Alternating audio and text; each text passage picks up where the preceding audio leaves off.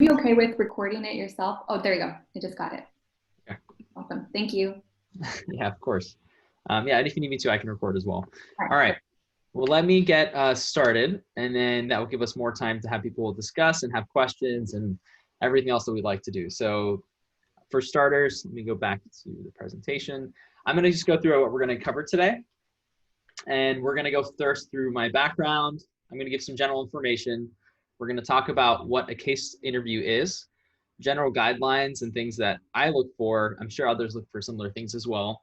And then we're going to go through an example case together, but we're going to spend the majority of the time on Q&A because I know no matter how much I prepared, you probably have questions and I'd prefer to answer those and spend the whole time talking. So we're only going to spend about 15 minutes going through the content, but we are going to spend the majority of the time going through questions and answers. All right, so without further ado, we can get started. And as people join, they can join. If they missed anything, since we're recorded, they can go and watch the first part. So first off, I'll give a little background on myself. So Tawfik Jarjour, I was Rice class of 2012. I graduated out of McMurtry. I initially matriculated out of Lovett. I was one of the initial people who helped start McMurtry. I am currently a strategy senior manager at Accenture. But since you are Rice students, you're probably interested in what I did back at Rice. So I'll tell you a little about my story there. I was pretty active in different parts of campus. I did a lot of work with student government. So I did work with SA. I did work in volunteering with Habitat for Humanity. And there's a project I led back then where we built a house. And I was really active in a lot of the volunteer groups. And then some of the campus ministries as well. So just active around different parts of Rice like many of you are. And I personally never thought I was going to go in consulting. I actually had, I was like a lot of you pre-med, which I'm assuming a lot of you are pre-med. So I was thinking I was going to go into medicine. And I thought consulting was just something I'd do temporarily while I just explored what that option would look like. And so I studied ecology and evolutionary biology and cognitive sciences, and I minored in biochemistry and cell biology. That's more so, the number of majors is more so because I didn't know what I want to do more than because I wanted to study a lot of things. So I don't know if I would have done all of that looking back, but it was an adventure that I went through and I got to learn. And then when I was a senior, in the beginning of my senior year, I was sitting in the student center working on fellowship applications where somebody told me you should apply for consulting. They gave me an email. I sent in a resume, applied to a few companies. I didn't know what a case study was. So I went into my case interviews not knowing what they were, and I did them, and then I ended up at Accenture. But I'm very happy and thankful that Accenture took a chance on me. But that being said, it's better for you to have an idea of what they are before you go into it. So we're going to talk about that today, and then we'll talk about what it's like being a consultant. And then what I was going to say is let's go through the content, and then if you have any questions, we'll have plenty of Q&A time at the end, and we can come back to the content. So with that being said, initially, I want to give you a sense. And so this is not coming from any company's perspective. I'm giving you a general perspective. I am at Accenture, but there's plenty of consulting firms out there. And most of them are probably going to have around 4 to 5 rounds of interviews. It's going to be a little bit different probably this year. So I would check with the Center for Career Development to confirm the specifics. Because in the past, what we've done is we do these more of a social events as well. So now that we're all virtual, it's going to be a little different in how they host those. But really think of the way these are all set up to have certain sets of rounds where you get a chance to do personal interviews. So the behavioral is more about learning about you, what you do. Honestly, a lot of what you have on your resume gives the interviewer information that they can use to ask you questions. So make sure that everything you put on your resume, you can explain, especially your clubs and involvement. So if you say like, I'm the president of this club, and they ask you a question and you can't explain what the club does, it looks pretty bad. So make sure whatever you have on your resume, you can explain, you can tell a story about, and it ties to some of the goals that you have. And then you also do these case studies as well. The interviews they typically get longer as you go along. And that's more so because they want to find out more about a smaller set of people compared to how many they go through in the beginning. And it depends. I mean, some companies, they become more case-centered. That's in general with companies. I've seen some years where Accenture, we make it more personality, behavioral centered, but regardless of how they do it, you need to have a little bit of both. And I do know that this year, as far as I have seen, all interviews are conducted virtually. And I just to confirm real quick with the Center for Career Development, is that correct from your knowledge? The majority of, yes. Perfect.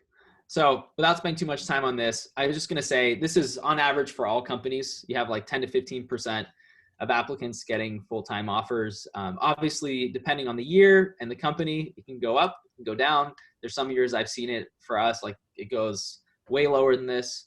Other years, depending on the need, it may go higher if we need to hire more people. So a big part of this number has actually has less to do with you. It has to do with how many spots we have. So I know for those of you coming through this year, this is a challenging market.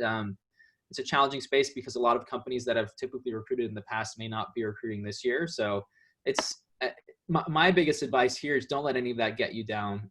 There's so many people, myself included, we didn't necessarily you have things that don't work. They don't go according to plan, but that means that there might be a better plan that you haven't thought of. So don't let anything discourage you. And but at the same time, it's always worth giving your best shot at whatever options you have, even if it's a tough market, because companies still need people and they need good people. And then I'll go through real quick what a case interview is. So I can't tell you how many students and people come to me freaking out about a case interview. Now, like I said in the beginning, I went and I applied and I interviewed. I didn't even know what a case interview was. I just got in the room and basically they asked me questions and I felt, okay, they asked me questions and my first instinct was they're trying to see how I can problem solve. And honestly, you're all Rice students. You go through classes for 4 years learning how to problem solve. That's what we teach students to do at Rice. That's what we teach students to do in many universities, because really college is a good time for you to learn about problem solving skills. And I would say for me personally, what helped me most with the case interviews, because I didn't go through the books. I guess I should have probably went through a case in point book and done all these things, and I'll talk about that. But the important thing that will teach you the most about a case interview is how do you respond to a challenge. So they're going to offer you a challenging question. And really the goal that a case interview is trying to accomplish is to see if we give you a set of information. So we give you some information and then we give you a question. How can you analyze that information, pull together conclusions out of the information, and then use it to develop a perspective on what to do? And so in consulting specifically, that's very similar to what we do with clients. So a client comes to us with a problem. They have, let's say in this case, because it's COVID, right? They have a problem and they say, well, we've typically sold goods to our customers. We have a lot of retail stores and we sell our goods in person. Now we can't really do that the same as we used to, and we sell clothing. So it's a little dangerous for us to have people just putting on and trying on clothing and doing the standard model we've done in the past. So what can we do differently to reinvent our business and compete with an Amazon? And so that's maybe a kind of question you might get. And then you take that in and you go through all the data that they give you. They might give you numbers to say, here's a chart that shows this is our typical retail store sales. And then once COVID hit, we went down here. And they show you other information. And the goal behind a case interview is to see how do you pull in the information? How do you ask questions back to your interviewer that will help you to answer their ultimate question? So you need to be able to ask questions back to be able to say, I understood the questions you gave me. I understood the information there. But here's what I believe is necessary information to help me answer this. And then at the end, their main goal is not that you get to an answer to say the answer is 12. That's not, if you get case interviews like that, I personally don't think those are very effective at testing who you are in terms of how you do in consulting. I think the most effective case interviews are those that challenge you to go through the stages and steps in the critical thinking process and challenge you to get to a potential solution. So it's not an easy thing that just comes to you right off the bat. It's something that you have to, it's like, how do you go through a challenging case? And so the best cases in my view are ones where you're going to get stuck along the way and you ask questions and you go through it. So I've always asked cases that I've talked to because I always talk to the people who I give cases to afterwards just to see how they did, at least the ones who passed the cases who still want to talk to me. But I usually have pretty challenging cases. So I'm going to go through one of the cases I've given. And the goal is that, it really challenges you to think critically about all the things that you've learned, or in some cases that you haven't. And so the case, I will give you this heads up, the case I'm going to go through today is something I gave to business school students. So there may be things in there that you might not have learned as undergrads, so don't feel too bad about that. But that being said, I mean, this probably covers some of the things I already mentioned. So I'm going to go forward in here. Again, it's all about structured and organized thought process. Never says mutually exclusive, collectively exhausted. that basically means whenever you go through your thought process or your suggestions, just make sure that they're not all the same thing, just framed differently. So instead of telling the person interviewing you four different ways of saying the same exact solution, give them something different. They want to hear different ways of solving the problem than just one. And then finally, you want to make sure that your assumptions are justifiable. So they're not looking to you to come to them and give them like, I know that in the state of New York, this is the exact percentage of trucks on the road on a given day. That's not what they're going to be asking you level of detail, but what they'd rather do is, let's say they're asking you a question that has to do with an expansion in a market, and let's say it's a retail market. You can make an assumption to say, I estimate that the retail market continues to grow at 3% or whatever it is that you want to give, and then you have to give a reason behind it. So I guess this assumption because of this, and it doesn't have to be a perfect reason, but at least if you have that thought process, that's what we look for. So a little more detail. I mean, basically the best cases I've seen are ones that are based on a company, and so they're based on an actual problem that a company faced. The best ones really challenge your problem solving skills, and they force you to have some ingenuity. I found that my favorite case study answers I've gotten from people are ones that I look in my rubric and it's not there at all. They gave a completely different answer, and it's maybe something I missed. I know in one specific case, this person got an offer, and they gave an answer in which I told them afterwards. I said, I wish I would have had you on my project, because if I did, maybe it would have saved us a lot of time, because you actually had a better answer than we did. So that's that's what I mean by ingenuity, something unique way of solving the problem. And then you also want to see, at least for me as an interviewer, I want to see the person I'm talking to can communicate effectively and concisely.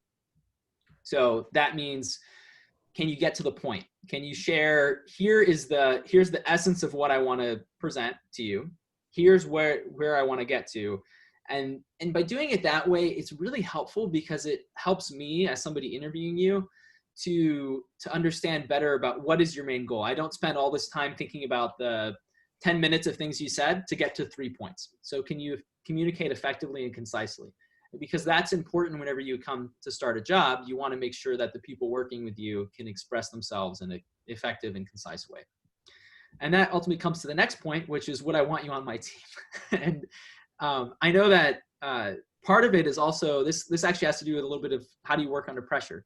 So case studies are under pressure. We're not going to change that. That's part of how they're designed, is to give you a little bit of pressure. You have some time crunch. You're usually given a challenge that it may be something that you don't know how to respond to 100%, because what we're trying to do is we're trying to duplicate how an actual consulting environment looks like. I've had very few projects where I knew all the answers. There's very few projects where I had no pressure or stress. And honestly, as a consultant, if you have a project that has no stress, no pressure, and you know all the answers, then you're probably working on something that you're overqualified for. So your goal in your career is to always be learning and going above and beyond. So for me, I look to see people who I'm interviewing. I want to see the people I want on my team are folks who are confident, but at the same time, you can tell that they may be under pressure, but they don't let the pressure stop them from performing. So basically, do you have the ability to deal with this tough, stressful situation? And then sometimes I see people I'm interviewing, they take a pause and they ask, can I take 15 seconds to think about this? Can I take 2 minutes to think about it? And it gives them a chance to build up their composure and come back. And I think that's, if you struggle with exactly what am I going to say next, it's better to do that than to go on a tangent.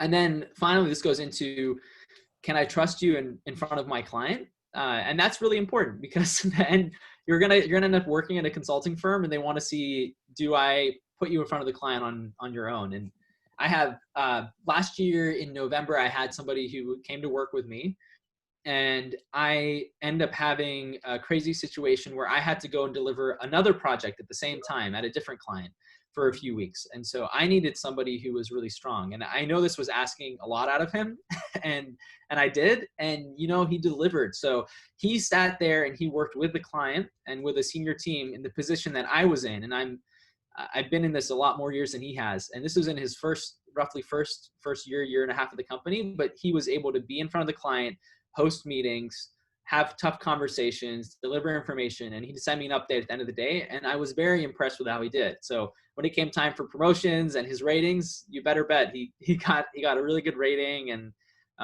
he's doing pretty well because he was able to work in front of the client on his own, which is really good. And then finally, personality mesh. Honestly, in any job, not just consulting, you put in a lot of hours, and even if you're only working 40 hours a week, which in consulting you usually end up working a little bit more than 40 hours a week, that's still a lot of time to be working with someone. So you want to make sure that their personality meshes with yours, because ultimately you want to be able to have fun and part of the process. And I think this is even more, even though we're not in person, it's even more important now in a virtual environment, because the people you're going to interact with most, and especially interact with on video most during the day, are going to be people that you work with. So you want to make sure that your personalities mesh and you can have a fun time working together. Now, with that being said, I'm moving into our case study. So this is, so I'll just go straight into it. Basically, Lightside is a coded name for one of the clients I worked with last year. And just to go into a little bit about this client, Lightside is a company that makes semiconductors. Those semiconductors are used for LEDs and lighting. And they were dealing with a tough situation. And so they were looking to transition their business to take advantage of the growing demand in electric vehicles. And they're considering options to generate cash flow. So basically they want to do an expansion, but they need to have some money to do the expansion. So that's the kind of background I give to build it up. And then I would ask you, as the people going through the case, how can Lightside generate additional resources to fund their growth?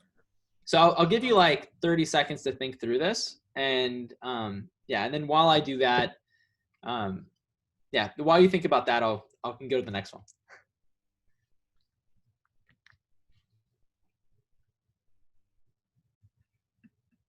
Yep. Oh, and by the way, I should give you this. I give you exhibits. So as someone interviewing you, I'd give you information that specifically gave exhibits to talk about some of their businesses. So they currently have 3 business units. And then I give you information about the amount of money those business units generate. And if you can actually tell, this client specifically, this actually would slow people down. So some of the things that you have to catch, if you notice, typically whenever you share your financials year over year, you start with the one that's doing the best. Not best, you start with the oldest on the left and you go to the newest on the right. That's how you typically do it. This client did not do it that way. And I actually threw off 3 people. But I'm actually glad I chose that on purpose, because it tests folks to see, if you look 2016, 2017, 2018, if they just quickly skim, they're like, oh, well, this goes like this. And then I challenge them, look at the numbers again to confirm. Because if you actually go through it and you read, this is the attention to detail you want in somebody who's a consultant. Like, can they read the attention to detail and make sure they don't get it mixed up? So in this case, 2018 is the most recent. And if you look at that, you have a different story than if you look at if you look at it the other way. If you look at 2016 going to 2018 versus 2018 going to 2016. And then the person, so whoever's doing this case, they'd look through these numbers and this information. And then what you would do, I'm just going to go and give you some of the answers in here, and then we can talk about it in Q&A. What I would look for someone to do here is to look at this information, look at these year-over-year changes, and make the determination that we are making money from wolf speed. So wolf speed is where our future lies. It's where we should continue to invest in. So we shouldn't do anything there. If we want to generate money quickly and a lot of money, we need to probably sell one of our businesses, or at least sell part of it. And if we look at the information here, it makes most sense to sell the lighting business. And the LED business is one that it makes us money, but not as much as it used to, but it's still making us money. So maybe we should keep that one around. But the lighting business looks like one that, even though it's our largest business, it's one that's continually, it's not making money, it's losing money. So we should think about what to do with it. So once the person gets to this point in the case and they answer that, then I take them to the next part. And so kind of unlocks the next part of the case, which in this case is that they're going to divest their lighting business to a small private company. And then it goes to your question of like, what business factors should they consider before divesting? And this is where I'd expect the person I'm interviewing. And there's information I could provide if you ask questions. what I'm looking for here is for someone to provide information about like what kind of buyer we're looking for. Do you want one that meshes with the culture of the company you're selling? Like, how easy is it to divest that business? Is it a company that can pick it up and run with it quickly? How do they treat the employees who leave? Also, if you think about it, I want someone to ask me what kind of synergy was there between the lighting business and the Wolfspeed semiconductor business. So in this case, if someone asked me that, I would tell them that the semiconductor business makes the chips that go into the light bulbs that Lightside makes. So whoever ends up buying the business, you'd want it to be someone who's not a competitor, because you want them to continue to buy the chips that go in the light bulbs. So you want to, and so you have to think about it from a broader perspective. And those are the kinds of things I'd want someone to mention. And then I'd also want them to mention like the timing. So you want someone also who has money they can pay you upfront quickly, as opposed to someone who will wait however much time, because you need that money to go ahead with your new investments. And then finally, at the end, I give them an example. In this case, this company, Lightside, they sold their lighting business for $300 million. And whenever they sold it, then the big challenge at that point is, now, how are we going to help them determine how to reinvest the money to grow as a business? What key factors should they consider? And so this is where you have to have conversation. I look for the person who I'm interviewing to give me perspective on, do they go into M&A? Do they go into reinvesting in parts of their business? Like, do they go into building a new factory? Do they go into partnering with somebody else? Is this a place where they might want to like invest more in R&D, or do they want to invest more in marketing and sales? And so I look to see the kinds of things people tell me, and it really gives you a good perspective of the person's understanding of how do you work in business? What do you do? How do you invest money? And you know, I mean, I'm coming from a biology background, so you don't have to be a big like economics major to figure this out. But it's really, how do you run a business, and understanding what's important in this process. So that's the kind of question I'd ask, and then I'd see how the person responds.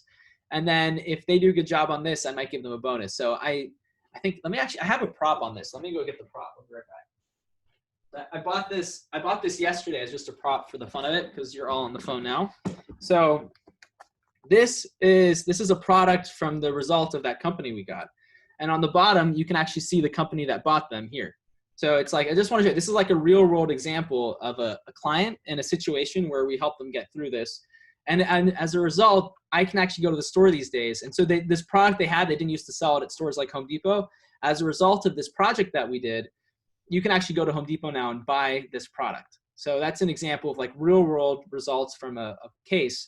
And so in a case study, you want something that's real like this, that you can use as an example. So with that being said, I'm going to take the rest of the time for Q&A.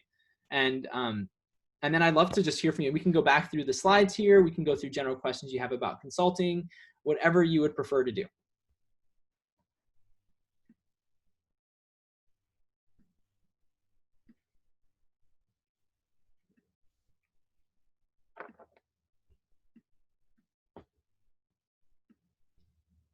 All right, I have my first question. So Audrey, I think you have your hand up. Yes, hi. I had a question regarding earlier, before we looked at the example case, you talked about the example of, I estimate that retail market will go up by 3% or so. I was wondering, and you had to be able to justify that. Yeah. I was wondering whether that justification would be sourced from like prior knowledge in like the business world, or is it from data that you got in the case interview? It could be, so you can use data from the case interview. A lot of times, because you don't actually, look, as somebody who's interviewing you, I wouldn't expect you to be able to have went ahead of time. And let's say I'm talking about in this case was the retail market, but let's say it's talking about the retail market. I wouldn't expect you to go and look at analyst reports to see what the growth of the market looks like. That's not what we expect. But if you say, you know, from looking at the news, like in this case now, what we can probably safely assume is that I believe the retail market, you can say as an assumption, I assume that the retail market is going to be shrinking in this coming period. So maybe it's not something you should invest in. And your reasoning behind it is from following what's going on in the news and what's happening with COVID. It seems like anyways, so you get the idea of where a fair assumption would be. But usually you give some justification based on things that you're hearing, things that you've studied, or the information that's there. But it just has to have a reason. It can't just be, I think this is what it is because this is how I feel. It should be based on something. Good question.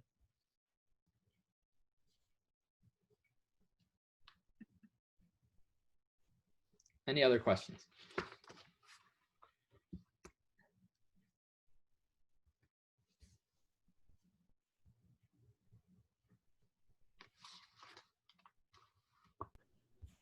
I have another question.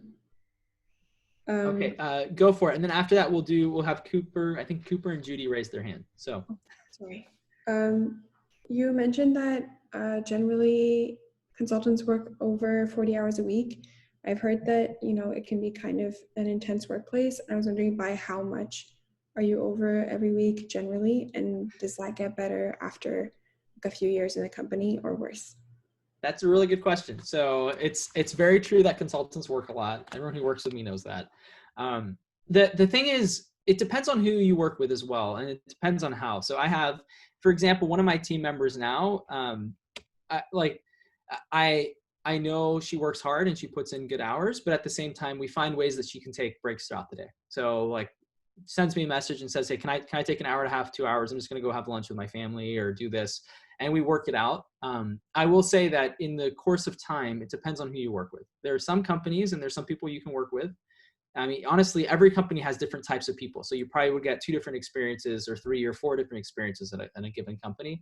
So sometimes you might work with a manager who they work a lot. They may work 60, 70, 80 hours a week. And they put in a ton of time. They have really big deadlines. Honestly, I can speak to myself in terms of how I work. So I fight pretty hard in the beginning of my projects about scope. And so really the amount of time you work as a consultant is how good you plan the project in the beginning. So if you plan a project out in the beginning and it takes 12 weeks to deliver the project and you agree to do it for 6 weeks with a client, then you will be working a lot of hours because you promised to deliver something in half the time that you initially planned for. So for myself, I push around a few things. One is about the time and then about the type of team I have. If I know I have a lot of work to deliver in 8 weeks, then I make sure I push to have an extra person or 2 people or something like that. So I'd say with my teams, we may have a week where we're working 80 hours, but then we follow it up with several weeks where we're working like 40 to 50 hours. I mean, there's times where I tell a team member, you really need to put in some time on Saturday to do it. And then I give them like Monday off or something like that. So I try to keep a balance with the people I work with. So there's times where you work hard and there's other times where you need to give people a break to rest and recharge. The last week I had something happen where I had to take off for a week. And so whenever I took off, I had plenty of people covering for me and they all just messaged me and said, "We're going to make sure this is all taken care of." So I was able to log off. I had my computer off for a week, didn't have to go back in. So it depends. I mean, honestly, I could probably take more vacation myself, but we get a decent amount of vacation. It depends on the company you're looking at. Sometimes in consulting, you have companies that give you up to 25 days of vacation a year, which that's outside of holidays. So if you add up holidays and stuff, and you're talking about 35 to 35-ish days a year of vacation, it's a lot. So 35 is so you spend about over, that's like a month and a half to 2 months of the year work-wise that you're able to take off. So depending on the firm, some companies don't give you as much. And so I would actually encourage you take a look at that whenever you're considering companies, because there are some that may pay you a little more, but just check the full benefits package. And then at the same time, make sure you actually take your vacation. But that's a good question because that's something that's definitely a concern for people about consulting. Maybe Cooper, do you want to go next? Yeah, that'd be great. Yeah, my name is Cooper. I'm a junior at Rice. And my question, kind of going back to like the case interview process, is I've kind of read some places, including like in Case in Point and stuff, that it's good to kind of like put an initial hypothesis out after kind of getting the question. Like, what are your thoughts on that? Because sometimes it feels like it feels like you don't have enough to really back up that hypothesis and you're kind of just like pulling it out of nowhere. So like, what are your thoughts on doing that? So here's my view on it. And I've had people do both ways. I think if you get the question and you have a hypothesis and you feel confident, you know what, this roughly makes sense. So let's say that what I just showed you earlier, your hypothesis doesn't have to give you the answer. Your hypothesis in that first one I shared, you may not say they need to sell this part of their business, but hypothesis is obviously if they're going to, and you can ask a question on it, how much money do they need to raise? Is this something where they need to raise hundreds of millions of dollars, or is this something smaller? Is it something where they can, and your hypothesis could be they need to raise a significant amount of money, and there's a few ways they can do it, and you just tell the person you're interviewing with, you're just like, there's a few ways they can do it. They can do it from the financial markets, like you can get a loan, or they can do it by potentially selling off part of their business. You give a few options of how they can do it up front, and then you say, but let me think through this a little bit, and I'll come back to you with some questions just to clarify. And then give it a few minutes to think about what they gave you. If they gave you some content to read, you read through it, and then come back to them. But I think the bigger part is more like a hypothesis on that one. You can get away with just telling them, hypothesis, you're going to have to generate a decent amount of money in a small period of time. And so there's only a few options that you have at that point. And I'm going to go through them once I get back from like basically thinking through this. So it's always good to start with something is my point. But if you really don't feel confident, and I've had people do this and they're really, really off base, and they come to me and they give me one hypothesis, let's say, and they realize they made a mistake after taking some time to think about it, just tell me. Like if I'm interviewing or someone's interviewing, just tell the person. And honestly, we will, like, I give people points for that, because it's one thing to give a hypothesis, but if your hypothesis is wrong, don't entrench yourself and keep going forward to something that's wrong. That's honestly one of the worst things people can do. And it's better to admit whenever you went in the wrong direction and come back. Because in consulting itself, like, I've had many times where I've made a mistake and I have to tell the client, it's a sign of maturity. I made a mistake and I have to address it by adjusting maybe the direction I'm going. So. Okay. Yeah. Question. Thank you. That was helpful. All right. So I think Judy, do you want to go next? Yes. So nice to meet you. My name is Judy. I'm a senior currently at Lubbock College.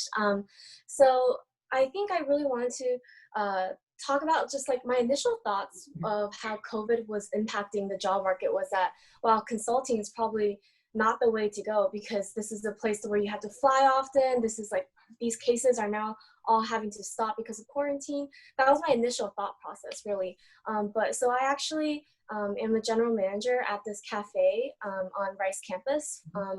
And during this entire summer, I realized I had to go through like over 20 backup plans to think over how we can reopen, whether or not we can reopen, and just the financial status. And we were going through our supply chain and having to work with Rice administration. And throughout all of that, I suddenly realized that my initial thought of how COVID was impacting consulting was probably the exact opposite, because I realized that probably this is the exact time that you really need a consultant to come in to help you with this enterprise recovery, or just especially with small businesses, just how they can come back through this relief process. So actually, I was wondering if you could maybe speak upon just some of your own experiences within these past like 2 months, maybe over some cases I'm sure you've worked on through remote ways. And just maybe, I realized that you said that previously with the Lighthouse case that a lot of the cases in the interview are very relevant to real world or something that already occurred. Do you feel like that COVID's impact will probably be pretty severe on case interviews, or not severe, I guess that's the wrong word, but do you feel like that will reflect very openly on how case interviews will go on in this next cycle? Yeah, so I think, well, so let me give you a few points, because I think you actually brought up some good perspective. And one thing is that there's some consulting firms which are better suited for what's happened than others. So as you go through your interview process, it's one thing worth taking a look at, because there's some consulting firms which really emphasize like their in-person like conversations and presentations is a bigger part of their business. There's others. I can speak to Accenture now because that's where I am. And so I'll give you a little bit of background on myself, and I can speak more about other parts of my background, but I've been privileged since end of February, beginning of March, to step into a new role at Accenture. So I've been overseeing our COVID-19 response as a company with our clients. So that means that I get to work with a large number of clients on those same questions that you're talking about. So big retailers, big transportation companies, media, telecom, technology, on how they respond to this. One of the main themes that we've seen, and our CEO, Julie, shared it a lot, is that it's not necessarily coming up with whole new ways of approaching their business, but it's this. So at the fundamental, there's a couple things that we're doing as consultants. So one, we have a whole lot more work in what I would call setting up the basis of being a digital company. So I'd say it's helped a company like Accenture. So we're a massive company and we do more than just strategic consulting. So there's strategic consulting over here, but we also have a lot of digital and operations and all this kind of stuff. And so a company right now might need help operating if they're not used to doing it. They may need help setting up the digital capabilities behind what they do to move everything virtual.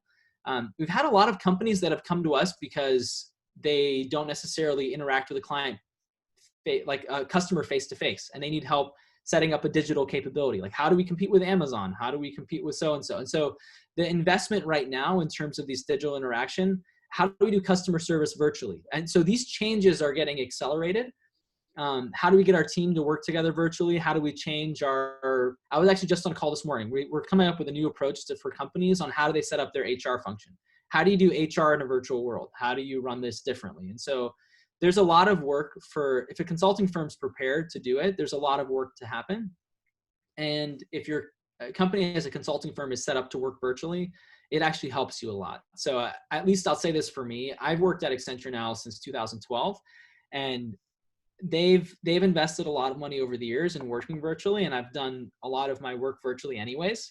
So I may travel to client sites, but I'm working with other clients on a video call, and I've done that for years. So whenever we transitioned to COVID, it was pretty seamless. So hasn't been a big issue. I will say that I don't know the exact timing we have right now, but as of now, a lot of firms, including our own, so Accenture doesn't really want to travel till 2021. So sometime next year, maybe in the summer, we'll start traveling again. There's a lot of other consulting firms. Someone actually sent me a picture from the airport of one of their flights. A lot of other consulting firms already started traveling. So there's others that they didn't work virtually at all. They just kept traveling the entire time. So it's worth checking into that whenever you're looking into the process. But I will say that the need for help from consulting is still there, and it's still very much needed. But good question on that, and happy to speak more if you have more questions on it too. I did a talk on this same point, and I can share the link afterwards if that we want to share the link with the group. Like I've been doing a lot of these interviews with cities, and so we present on how companies can think through those challenges they have. So thanks for bringing that up. That makes a lot, especially since COVID will probably be living amongst us for the next 3 years, especially. So yeah, this discussion is very relevant. Thank you for your response.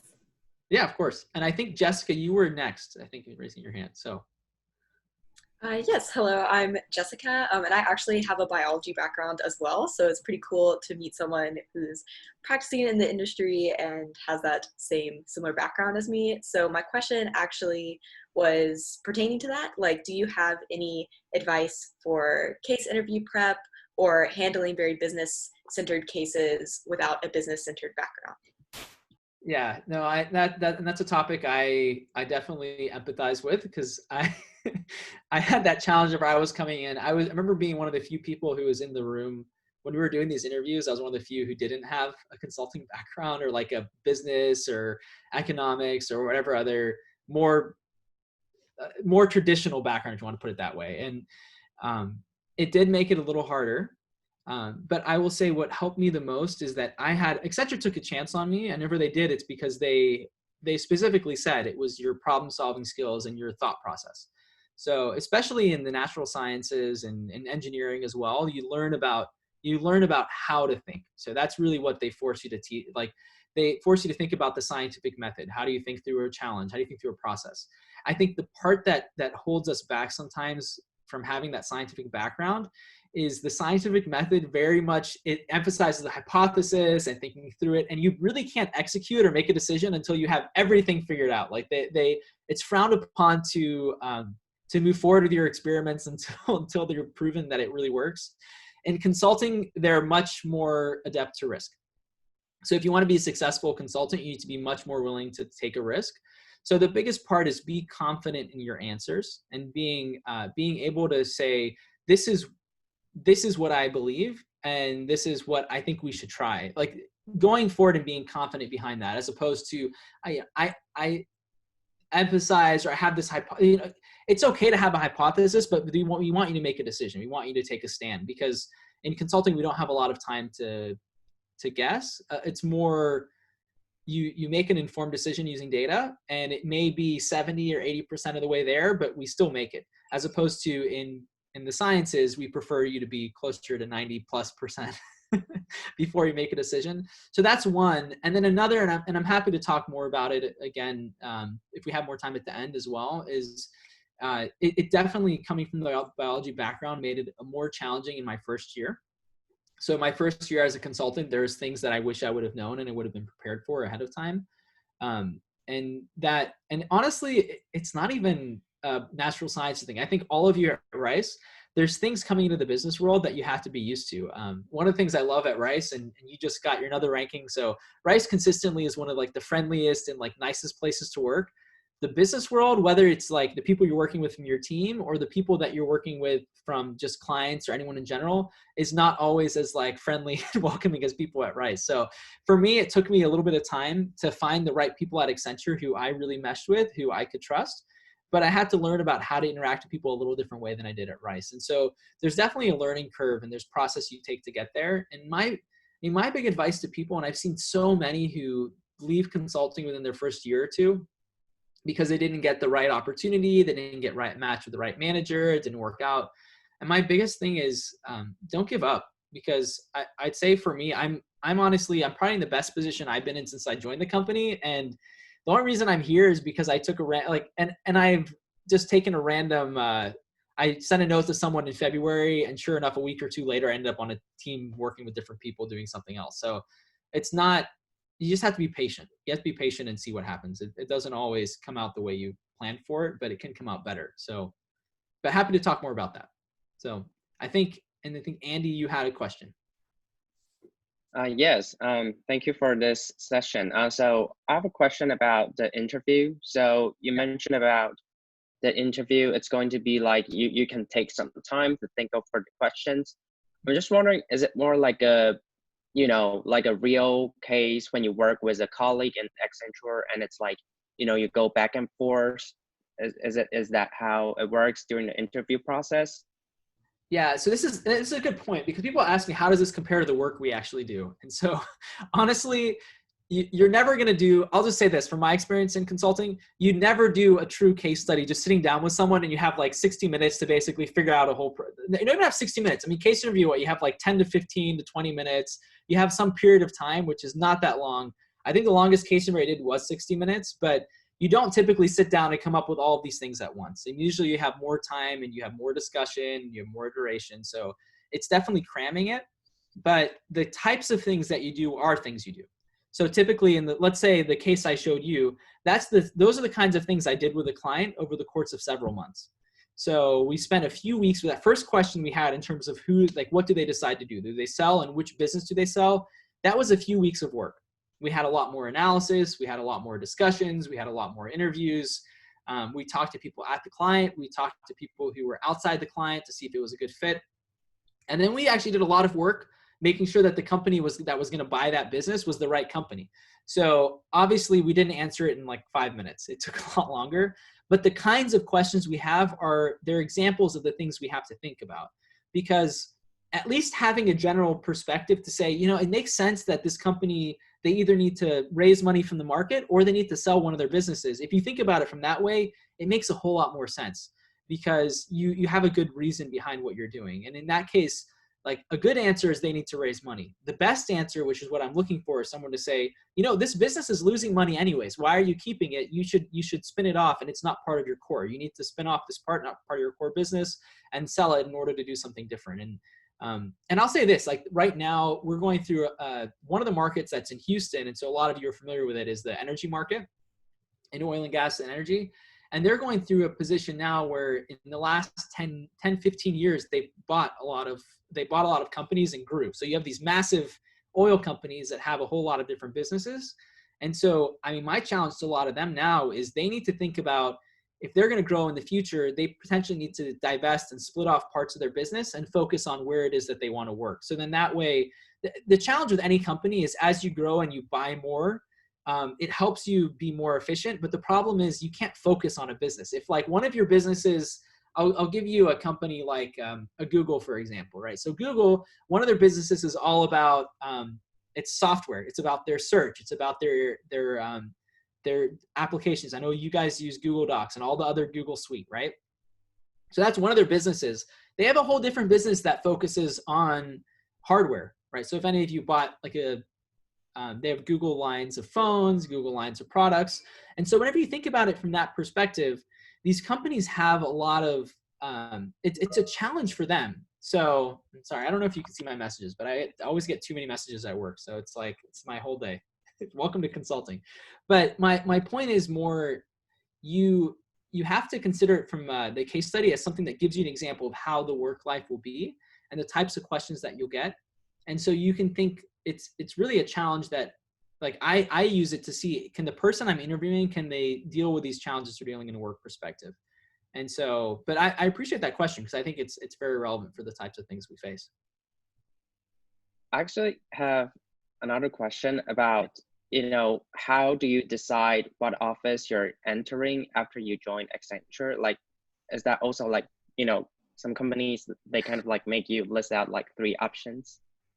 That's a good question. And it really depends. So I always joke with this with a lot of people.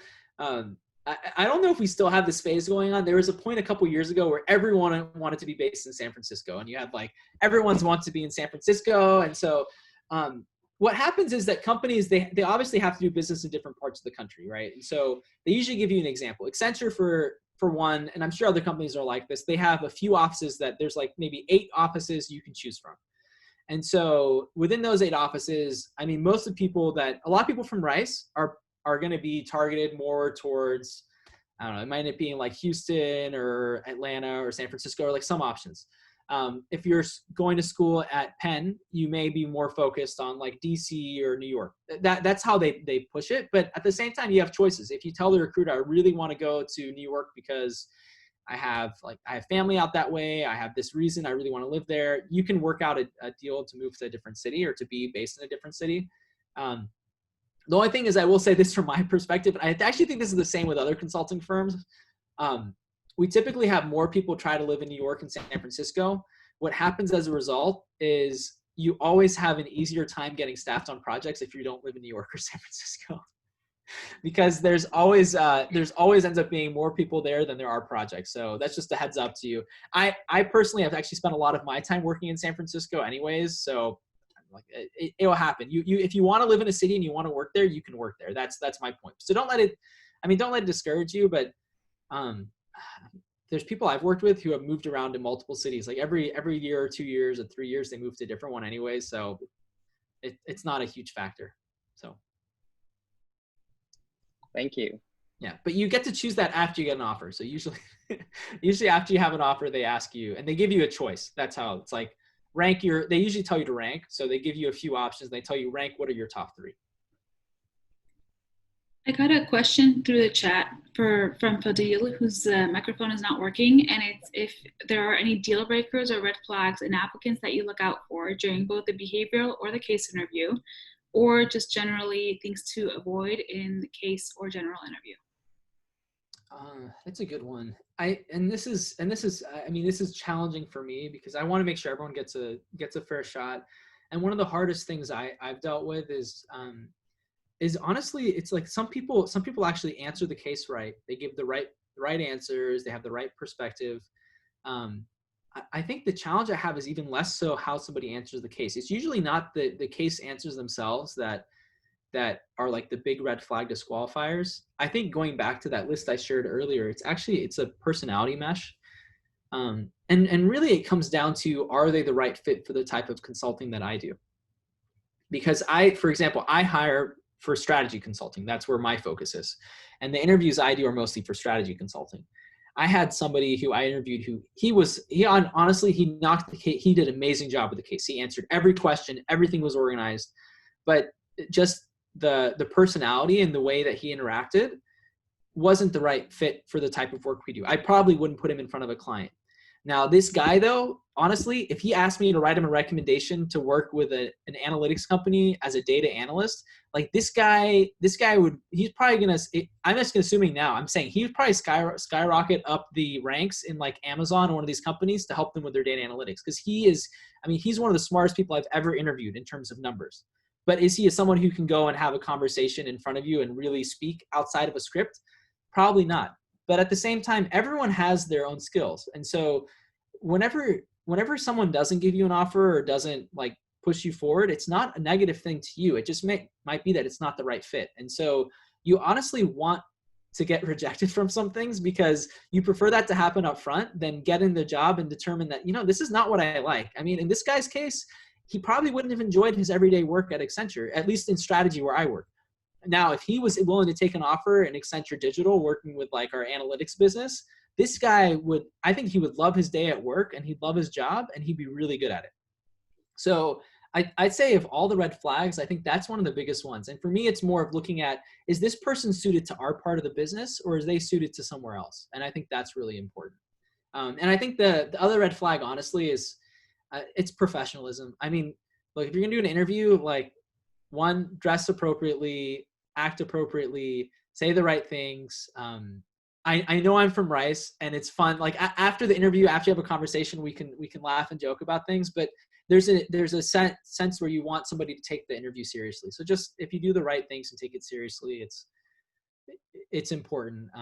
Because otherwise, and especially like some interviewers take it more seriously than others, but really just be professional. You can't go wrong with being professional. So, laugh, like have a little bit of humor with it, but at the same time, be professional. So I think we had Audrey next. I had a question about after the interview, like etiquette. Let's say I get rejected from a certain consulting firm. Would it be strange or a waste of my time to ask the interviewer for feedback, or would they be open? Is it like common to ask for feedback, and would they be able to give me like constructive feedback? Yeah, I'll say for myself, anytime. So two things. One, first of all, sending. So this is first is a no-no. So I've had some people send me like nasty emails whenever they don't get an offer. And so my advice is don't do that, because honestly, it doesn't help you at all to send anybody a nasty. And this is just more in general anyways. Don't send people nasty emails. It never helps. It always ends up getting forwarded around and you don't ever want to do that. So on the flip side is, at the bare minimum, anytime you interview with someone, whether or not you get an offer, it makes sense. First off, whenever you finish the interview, send them a note and say thank you, and then give them some specifics. It means it's nice to say, thanks, it was nice interviewing with you. It's nicer to say, thanks, it was nice interviewing you, and I really liked learning about this and this from your career, and love, give them something that shows that you actually paid attention during the interview about what they said. So send them a note like that. And then after you find out you've gotten rejected, if you did, you send them another note and says, I really would have loved to work here. I'm sorry this didn't work out. Can you provide me some input or feedback? And honestly, see, two things. One, input and feedback on how you did, but input and feedback if they want to recommend, like if this guy never reached back out to me, for example, the person I told you, the data analytics, if he would have reached back out, I would have 100% connected him with our data analytics team, said, you know what? It's not because I don't think you're a great candidate. I just think you're a better fit for this part of our business. And I would have done that. I would have given him I would have connected him with a recruiter in that area, got him plugged in, and got him on his way to get a job in that part of our business, because he took that initiative to ask me. So never underestimate what it means to ask someone, because it might just be that it's not the right fit. Or in some cases, I'll say this, this year is a hard year. So this year we may go and interview a bunch of people, and it's a hard decision at the end, because we have a list. Let's say we have a list of 10 people. We want to hire all 10 of these, but we only have 5 slots. We can't hire 10 if we only have space for 5. So there may be 10 that are good enough in our perspective to come work at Accenture, but it just might not be your year. So if you keep a good perspective and reach out that way, and let's say you get a job and I've had people do this. They actually got a job at a different company, and they came back a year or two later and they wanted to apply to something at Accenture. It looks good that way, because you have someone who can vouch for, you know what, this person actually did really good. They were on the cuff, and we ended up taking this other person. So it really does help you if you're professional. But just remember, it's a small world, and especially in consulting, it's a smaller world. So Don't send nastygrams. I think Cooper, you had your hand up. Yeah, thanks. I had one quick question just on like how big is the Houston office for Accenture? And then also I was kind of wondering how the like assignment process for projects is at Accenture, like how much say in it do associate consultants have, and like what is that team usually made up of? Yeah, that's a good question. So Accenture is a little different than other companies in that regard. Numbers for Houston office, I don't know the exact ones off the top of my head. I mean, I guess somewhere between 2,000 and 3,000 people now. It's not one of our, it's like a decent size office. It's not one of our largest. I think our largest is either in like DC or New York. But I mean, but again, Accenture is a little bit bigger than other companies. So like 2,000 to 3,000 people for us is a lot bigger than other companies' offices. But we're a 500,000 person company, so we're a bit larger. And for us, a lot of our business too is like media and interactive. So we make movies like Game of Thrones and TV shows and whatever else. So that the Marvel movies, Game of Thrones, all that. So that's different than probably what you're going to be applying for. But if you want to apply for that, go for it. Now, that being said, in terms of the staffing process, Accenture is different than other firms. So I'll tell you this much: most companies, their staffing process is much more. You kind of get paired up with a team. And so you fall around that team. So a lot of companies, you get to match up with someone, and this can be good or bad. I mean, the good part is you have less to worry about getting on a project because you already kind of have this pod you're a part of. At Accenture, we do a little bit less of that. So Accenture, there's more emphasis on your being able to, in a second, I'll talk to this person later. So Accenture, there's more emphasis on you being proactive with your career. So what that means specifically is it means they expect you to go and reach out and find out what projects you can do next. So what that does is two things. One, that does put a little bit more pressure on the people who are at Accenture to find their next projects. But on the flip side, what I've at least found is it gives you more flexibility to choose what you want to do. So your career is really yours, and it's like you're applying to jobs within the company.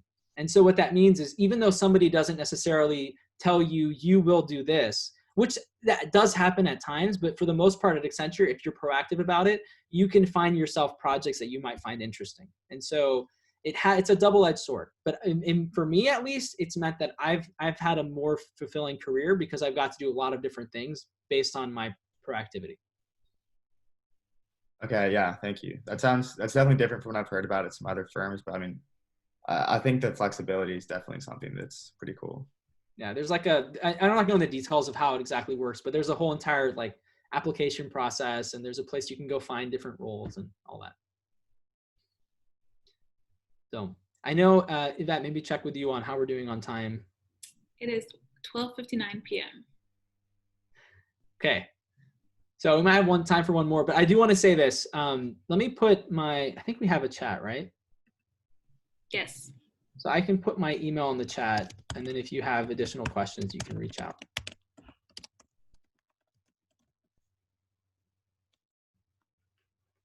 Okay. Did I miss any questions? I'm looking through the chat now.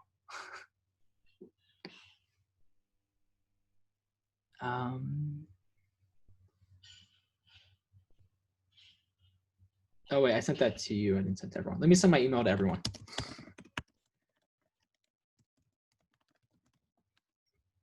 Awesome. Okay, well, if we don't have any more questions, I do want to stay on time. So I believe this will be shared. This is recorded, so this will be shared.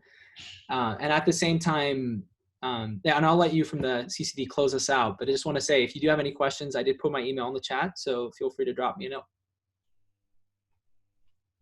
Thank you, Tawfik. That was great information.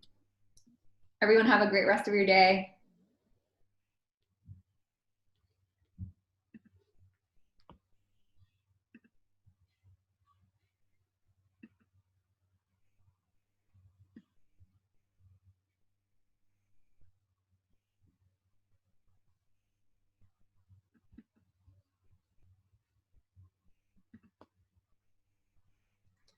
I think I'm still the host, so can't leave unless I close. You're good. Thank you so much for hosting that. I think that was very informative for everybody. A lot of questions for sure.